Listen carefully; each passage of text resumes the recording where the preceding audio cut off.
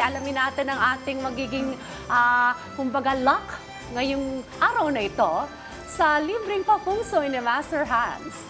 Dito lang sa Hans Sabi. Rise and shine! Mga ka-RSP, ilang araw na lang tapos na ang unang buwan ng 2024. Kaya eto na muli ang mga gabay, patubay, palala at prediksyon ni Master Hans Kua ngayong araw ng Biyernes, January 26, 2024. Unahin natin ang mga pinanganak ng Year of the Rat. Mainam na doblehin ang pag-iingat sa pagbibitiw ng masasakit ng salita.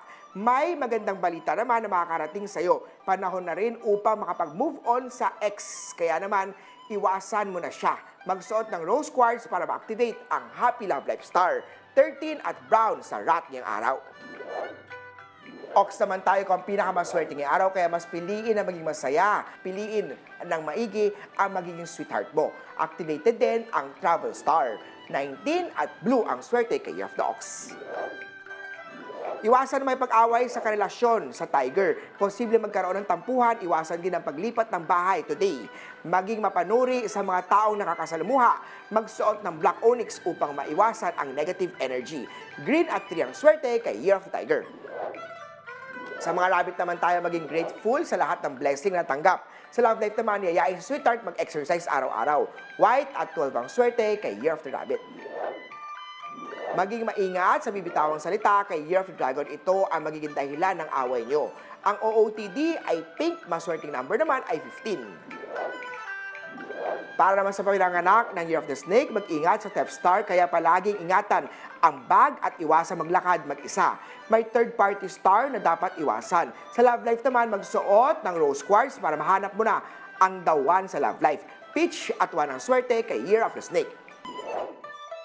Travel star activated sa mga pinanganak ng Year of the Horse. Maniwala ka sa sinasabi ng matatanda at balang araw maaari mo itong magamit.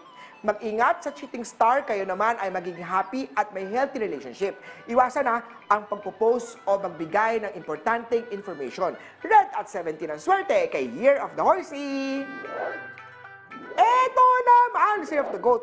Conflict day ngayong araw. Mag-ingat sa susunod na karelasyon at mabuting kilalanin silang maigi. Maghanap ng work na bagay na kakayahan mo. Blue at 10 ang swerte kay Year of the Goat. Para naman sa pinanganak ng Year of the Monkey, ugaliin na sa tama ang bibitiwang salita.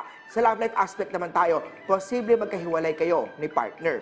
Wear gray, maswerteng kulay yan. 6 ang maswerte ngayong araw kay Year of the Monkey. Para naman sa Year of the Rooster, may isang matalik na kaibigan ang tutulong sa problema. Lucky number ay 8, lucky color naman ay silver. Ang mga Year of the Dog naman, ikaw ay may project na kailangan ma-accomplish. Magsuot ng turquoise para lucky charm para sa travel ay safe. Yellow at 11 ang swerte kay Year of the Doggy. At syempre, hindi papahuli ang mga Year of the Piggy. Tigilan na ang pagiging magastos sa mga bagay na hindi naman kailangan. Mag-focus sa long-term needs. Sa love life naman, maganda at masaya ka na sa kanya. Magsuot ng black onyx upang makaiwas sa negative star. Gold at 9 ang swerte kay Year of the Piggy. Muli po, ito po yung mga gabay, patnubay, palala at prediksyon lamang ni Master Hans. Nasa inyong mga kamay nasa lalay ang inyong tagumpay. Kaya always be positive at i-claim ang mga swerte, mga ka-RSP.